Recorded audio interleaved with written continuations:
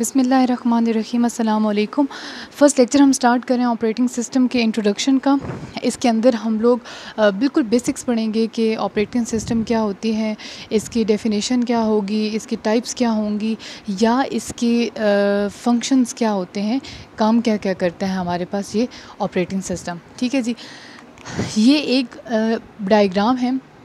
अगर आप इस चीज़ को अंडरस्टैंड करें तो ये ऑपरेटिंग सिस्टम का सारा कॉन्सेप्ट आपके लिए बड़ा इजी हो जाएगा समझने के लिए। अब देखिए कि ऑपरेटिंग सिस्टम जो है ना, वो यूज़र के और हार्डवेयर सॉफ्टवेयर जो कंप्यूटर के अंदर के मामलात हैं, उन दोनों के दरमियान एक इंटरफेस का काम करते हैं। ठीक है, इंटरफेस अगर मज़ीद आसान अल्फाज में बताया जाए ना, कि ये हमारे पास एक बिल्डिंग है। ठीक, इस बिल्डिंग के अंदर हमारे पास बहुत सारी चीज़ें पड़ी हुई हैं, या हमारे पास समझो बहुत सारे जॉब्स हैं इसके अंदर करने के लिए, या कोई फेस्टिवल हो रहा है अंदर, कोई फंक्शन हो रहा है। अब हम लोग बाहर खड़े हुए हैं, अब हम लोग अंदर क्यों नहीं जा सकते? क्योंकि इस बिल्डिंग के अंदर एंटर होने का कोई दरवाज़ा नहीं है, इस बिल्डिंग को यूज़ करने के लिए कोई दरवाज़ा हमें नज़र नहीं आ रहा। तो समझ लें, ये लें इसके आसान इसे कि जो ऑपरेटिंग सिस्टम है ना, वो यूज़र को ये एक्सेस प्रोवाइड कर देता है कि वो जो कंप्यूटर है उसकी अंदर की चीज़ों के साथ एक कम्युनिकेशन बना सके अपना। ठीक है, आगे दरवाज़ा हो जाएगा तो हम लोग इजीली अंदर चले जाएंगे। बिल्कुल इसी तरह जब हम लोग कंप्यूटर की बात करते हैं, इसको हम ज़रा कंप्यूटर की लैंग्वेज में करते हैं ट्रांसलेट, कि अगर हम लोग अपने सीपीयू से बात करना चाहते हैं, हम कहते हैं कि हमारी जो सीपीयू है और उसके अंदर जो मेमोरी है, उसके अंदर हमारे पास पड़ी हुई है हमारी कोई फ़ाइल। ठीक, अब ये सीपीयू बंद है, हम कैसे कहाँ से फ़ाइल निकालें? ये हम लोग बैठे हुए हैं, अब हम लोग कैसे फ़ाइल निकालें यहाँ से? हमारे पास तो कोई तरीका नहीं है। तो अब हमें जो यहाँ से दरवाज़ा प्रोवाइड करेगा ना, वो हमारे पास ऑपरेटिंग सिस्टम होगा। ऑपरेटिंग सिस्टम, अब दरवाज़ा तो एग्जैक्टली नहीं होगा, लेकिन वो तरीका क्या करेगा कि वो हमारी जो बात है वो उस लैंग्वेज में ट्रांसलेट करेगा, जिस लैंग्वेज में जो ज़ुबान ये समझते हैं, उस ज़ुबान में उसको कन्वर्ट करके उसको बताएगा कि भाई इस बंदे को ये फ़ाइल चाहिए तो निकाल के उसको दे दो। तो ये वाला जो तरीका होता है, ये हमारे पास ऑपरेटिंग सिस्टम होता है। ऑपरेटिंग सिस्टम इंटरफेस होता है बिटवीन यूज़र एंड हार्डवेयर। और ये जो एप्लीकेशन चीज़ नज़र आ रही है ना, ये एप्लीकेशन इस तरह के हैं कि जिस तरह अभी मैं आपसे कह रही थी ना, फ़ाइल पड़ी हुई है, तो फ़ाइल को देखने के लिए हम लोग क्या क्या चीज़ें यूज़ करते हैं? पीडीएफ यूज़ करते हैं, एमएस वर्ड यूज़ करते हैं, या अगर कोई पिक्चर देखनी है तो जीपीजी गैलरी में जाके हम लोग उसको ओपन कर लेते हैं। नहीं तो हम लोगों ने कोई सॉन्ग सुनना है तो हम लोग प्ले म्यूज़िक में चले जाते हैं। तो ये जो तरीका है ना, ये वाला, ये हमारे पास एप्लीकेशन है। और फिर ये application power point operating system पे जाती है। ऑपरेटिंग सिस्टम जो भी हमें चीज़ रिक्वायर्ड होती है, वो हमें हार्डवेयर से या प्रोसेसिंग यूनिट से ला के दे देती है।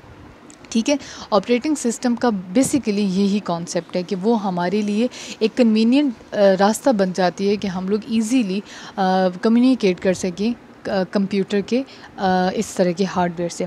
अब जो कंप्यूटर ऑपरेटिंग सिस्टम की डेफिनेशन आती नहीं है कहीं भी, लेकिन फिर भी अगेन अगर आपसे फिर भी पूछा जाए कि ऑपरेटिंग सिस्टम क्या है, तो ऑपरेटिंग सिस्टम एक सॉफ्टवेयर है। कौन सा सॉफ्टवेयर है? सिस्टम सॉफ्टवेयर है। सिस्टम सॉफ्टवेयर, और दूसरी टाइप होती है एप्लीकेशन सॉफ्टवेयर। सिस्टम सॉफ्टवेयर वो होता है जो पूरे सिस्टम को कंट्रोल रखता है, जबकि एप्लीकेशन सॉफ्टवेयर वो सॉफ्टवेयर होता है जो किसी पर्टिकुलर स्पेसिफिक फंक्शन को परफॉर्म करने के लिए लॉन्च किया जाता है। तो सिस्टम सॉफ्टवेयर है ऑपरेटिंग सिस्टम। इट मीन्स कि ये पूरे के पूरे सिस्टम को क्या करता है? मैनेज करता है, कंट्रोल करता है। ये इसकी डेफिनेशन हो जाएगी। इसकी फंक्शनैलिटी क्या है सिस्टम के अंदर, वो हम फर्दर आगे पढ़ेंगे, लेकिन फ़िलहाल के लिए हम लोग ये छोटी मोटी चीज़ें जो हैं इसको ज़रा क्लियर कर लेते हैं। इसके बाद हमें क्वेश्चन है कि why we need operating system. तो ऑपरेटिंग सिस्टम इस वजह से हमें ज़रूरत है क्योंकि हम लोग असेस चाहते हैं अपनी इन चीज़ों तक की, to access hardware, to access processing unit, to undertake the commands जिस तरह आप लोग प्रिंटिंग कमांड है। अब यूज़र क्या करता है? यूज़र बैठा हुआ है, वो एप्लीकेशन यूज़ कर रहे हैं एमएस वर्ड की, उसने पूरा डॉक्यूमेंट टाइप किया और वहाँ पे सिर्फ एक वर्ड आया प्रिंट का, उसने कंट्रोल प्रेस किया, उसने प्रिंट किया, और प्रिंट से क्या हुआ? ऑपरेटिंग सिस्टम ने बताया इसको कि भाई इस यूज़र को प्रिंटर की ज़रूरत है, तो वो क्या करेगा कि यहाँ से प्रिंटर जो है वो उसको एलोकेट करेगा। जब उसका काम ख़त्म हो जाएगा तो ऑपरेटिंग सिस्टम उसको वापस ले लेगा। बस ये वाले हिसाब है। अगर ऑपरेटिंग सिस्टम यहाँ पे ना होता ना, तो हमें कंप्यूटर की ज़ुबान में, जो कंप्यूटर समझता है उसकी ज़ुबान में हमें पूरा एक प्रोग्राम लिखना पड़ता, और फिर वो प्रोग्राम हम इसको देते, वो उसको रीड आउट करता, और वो फिर हमें थोड़ी देर के लिए प्रिंटर एलोकेट कर देता और हम उसे अपना प्रिंटिंग टास्क कर लेते। लेकिन उस चीज़ को, उस खप को ख़त्म करने के लिए ऑपरेटिंग सिस्टम क्या करता है, हमारे और इस हार्डवेयर और प्रोसेसिंग यूनिट के दरमियान इंटरफेस बन जाते हैं। इसकी बात हमें आसान अल्फाज में समझा देते हैं और हमारी बात इसको समझा देते हैं, तो ये हम दोनों के लिए फ़ायदा हो जाता है। अब हमारे कौन कौन से हैं ऑपरेटिंग सिस्टम? सबसे ज़्यादा जो चलने वाला ऑपरेटिंग सिस्टम है वो विंडोज़ का है, माइक्रोसॉफ्ट का विंडोज़। इसकी पहले बहुत ज़्यादा थी डिमांड और मार्केट में था भी बहुत ज़्यादा, लेकिन इसकी ये उतनी, फिर कुछ ऐसा हुआ कि कुछ इतनी कन्वीनियंस नहीं प्रोवाइड कर रहा था। लेकिन थोड़ी मतलब इसके बहुत टॉप जो टाइम था उसके दौरान लिनक्स आ गया, और लिनक्स ने भी कुछ 3 से 4% अपने जो वेटेज है उसको इंक्रीज़ किया, अपनी डिमांड को इंक्रीज़ की, क्योंकि ये कन्वीनियंट बहुत ज़्यादा है एज़ कम्पेयर टू विंडोज़। लेकिन अगेन विंडोज़ ज़्यादा यूज़ की जाती है क्योंकि हर इंसान को अभी तक यही आसान लगता है यूज़ करना। ठीक है जी, अगला जो इसके अंदर हम टॉपिक कवर करेंगे दैट इज़ फंक्शंस, कि ऑपरेटिंग सिस्टम फंक्शन कौन कौन से परफॉर्म करता है। सिर्फ आपको पता होना चाहिए कि ये काम ऑपरेटिंग सिस्टम का है या नहीं। अगर MCQs में आ जाती है कोई चीज़ तो आप ये एटलीस्ट पता होना चाहिए आपको कि अच्छा ये MCQs आए हैं, इसके अंदर मेमोरी की बात हो रही है, ये किसी टास्क की बात हो रही है, तो मैंने इसको किस सब्जेक्ट के किस टॉपिक के साथ रिलेट करना है। तो अगर ये बात आ जाती है आप लोगों के पेपर के अंदर रिसोर्स मैनेजमेंट की, तो आपने बात समझ लेनी है कि ज़रूर कोई ना कोई काम इसके अंदर ऑपरेटिंग सिस्टम का ही है। तो ऑपरेटिंग सिस्टम का आपने क्या कर देना है, उसको उस ऑपरेटिंग सिस्टम के अंदर उसका कॉन्सेप्ट ढूंढना है। रिसोर्स मैनेजमेंट का कॉन्सेप्ट बड़ा आसान है। रिसोर्सेज का मतलब क्या होता है? रिसोर्सेज का मतलब होता है, एक सेकेंड, ओके, रिसोर्सेज का मतलब होता है हेल्प। अच्छा, रिसोर्सेज को अगर आसान अल्फाज में डिफ़ाइन करें ना, तो रिसोर्सेज होते हैं हेल्पिंग डिवाइसेस। कंप्यूटर के अंदर रिसोर्सेज हम लोग कह सकते हैं हेल्पिंग डिवाइसेस, मतलब कि प्रिंटर हो गया, स्पीकर हो गया, स्कैनर हो गया, ये सारी रिसोर्सेज होते हैं हमारे। अब होता क्या है, रिसोर्स मैनेजमेंट कब ज़रूरत पड़ती है, ध्यान से देखिएगा। मैंने यहाँ पे बनाए हुए 4 यूज़र्स, 1 2 3 4। समझ लें कि ये सब MS वर्ड पे काम कर रहे हैं और इकट्ठे ही इनका डॉक्यूमेंट हो गया टाइपिंग का कंप्लीट, इकट्ठे ही इन्होंने अब प्रिंटर की डिमांड कर दी। अब ऑपरेटिंग सिस्टम थोड़ा घबरा भी जाएगा कि भाई ये प्रिंटर तो सिर्फ एक ही है मेरे पास और डिमांड मेरे पास 4 प्रिंटिंग टास्क की आ रही है, तो मैं इसको क्या करूँगा। तो ये वाला काम रिसोर्स मैनेजमेंट का होता है कि वो रिसोर्स को कैसे मैनेज करते हैं। वो देख लेता है कि पहली डिमांड किसकी आई है, वो पहले इसको एलोकेट कर देगा, दूसरे को वो लगा देगा स्टैंड बाय पे, जैसे उससे फ्री होगा वो उसको एलोकेट कर देगा। तो ये जो रिसोर्स मैनेजमेंट होती है ये बहुत अच्छी कर लेता है ऑपरेटिंग सिस्टम। ठीक है जी, उसके बाद आ जाता है हमारे पास प्रोसेस मैनेजमेंट।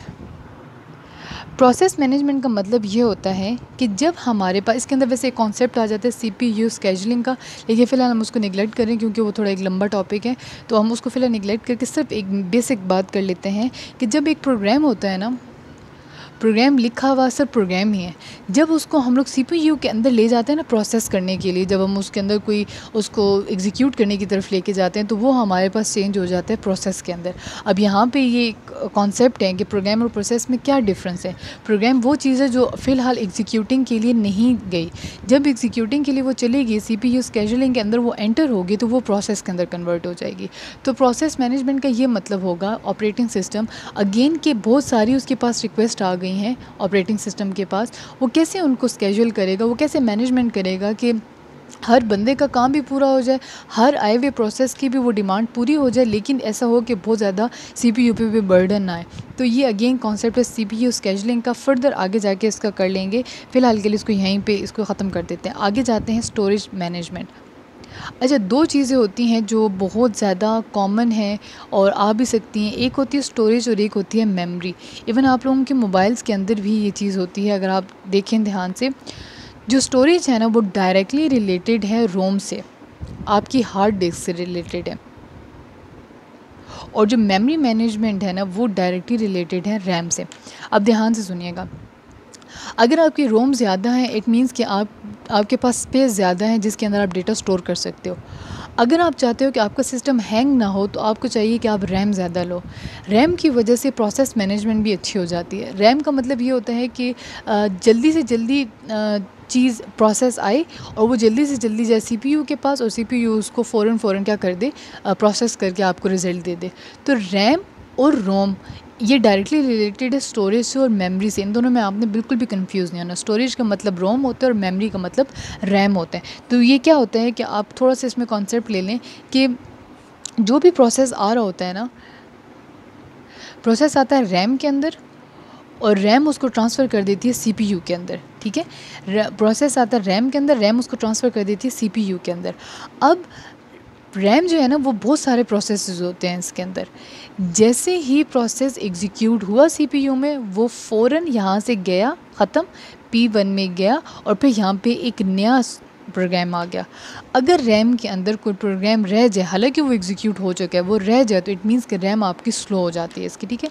इसमें रैम का मसला हो जाता है। तो बस रैम और रोम का आपने याद रखना। स्टोरेज का मतलब रोम होता है और मेमोरी मैनेजमेंट में रैम का कॉन्सेप्ट आता है, ठीक है जी। उसके बाद हमारे पास इसके अंदर जो एक और चीज़ है वो है security and privacy. Security and privacy again इसका आई थिंक लास्ट ही बन जाएगा हमारे पास और टॉपिक इसका ऑपरेटिंग सिस्टम का सिक्योरिटी मैनेजमेंट।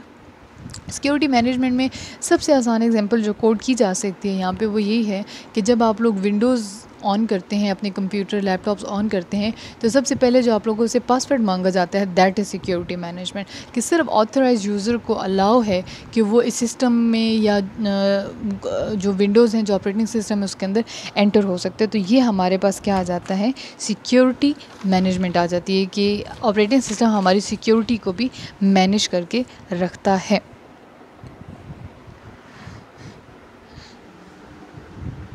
ठीक है जी, ये था ऑपरेटिंग सिस्टम का बिल्कुल बेसिक, जिसके अंदर हम लोग ने ऑपरेटिंग सिस्टम की डेफिनेशन पढ़ ली है। टाइप्स इसकी पढ़ लेते हैं। टाइप्स इसके अंदर ऐसा ख़ास इंपॉर्टेंट नहीं है। टाइप्स इसके अंदर कुछ मैंने आपको बता भी दिए, जैसे विंडोज़ हैं, विंडोज़ के अलावा लिनक्स हैं, यूनिक्स हैं और मैकिनटॉश हैं जो हम लोगों को वो देती है आईपैड, ये आईफोन वाले देते हैं। तो ये सारे जो हैं ये हमारे पास ऑपरेटिंग सिस्टम में, एक हमारे पास एंड्रॉयड भी होता है, ठीक है जी। तो हमारे पास अब क्या चीज़ें कवर हो गई हैं, ऑपरेटिंग सिस्टम की बेसिक डेफिनेशन कवर हो गई, टाइप्स कवर हो गई एंड फंक्शंस कवर हो गए, ठीक है जी। अब नेक्स्ट मूव करते हैं अगले टॉपिक की तरफ।